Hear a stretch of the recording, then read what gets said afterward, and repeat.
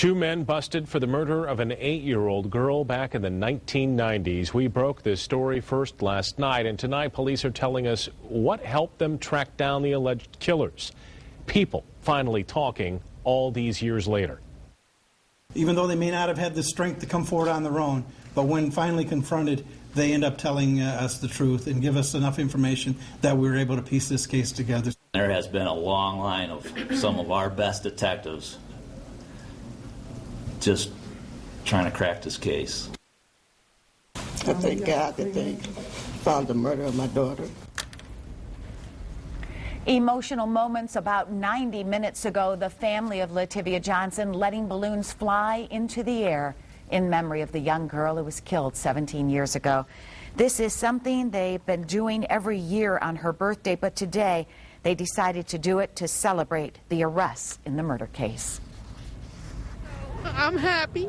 It hurts still, but I'm happy that justice will be served. And I pray to God that they get everything that they deserve. They put our family through something that nobody ever should have to go through. Since we broke the news of the arrest, 24-Hour News 8's Steve Kelso has been spending time with Latavia's family. He joins us live from Studio Control tonight. Steve. Yeah, you know, Brian, photojournalist Evan Leonard and I spent about 3 hours in the Johnson household last night, and the question continued through the day. There was one thing that just kept haunting us. On the back of a business card, written the names of the two men eventually arrested. And we wondered how. How could that happen? He came to me. He said, I have 4 names for you. He wrote them down on the back of this card. She just couldn't let it go. This worn and dog-eared business card given to her by Detective Ken Koistra all those years ago. He had written the names of 4 people on the back. 2 of them turned out to be the names of the men arrested for her daughter's murder. For Rochelle, today is the dawn of a new day. She's on her way to find out more about the men police say killed her angel Latavia.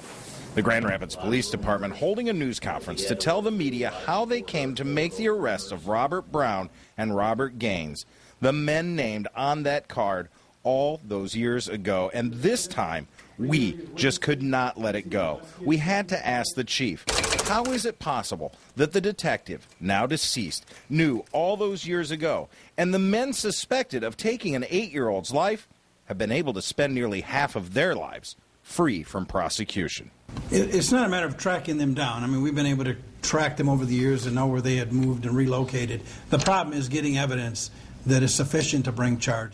Police won't say just yet what tipped the scales in this case. Maybe it was someone who had a falling out with one of the suspects, a confession or a change of heart.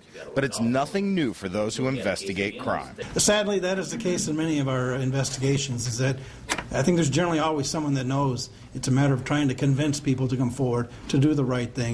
God is good. For Rochelle Johnson, this horrible chapter in her life is coming to a close. And maybe now, just maybe, she can begin to let it go.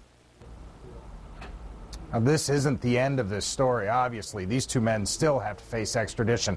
They face arraignment, a preliminary exam, and a trial. And we, of course, will continue to follow this as we continue to track the process of finally finding justice for Latavia.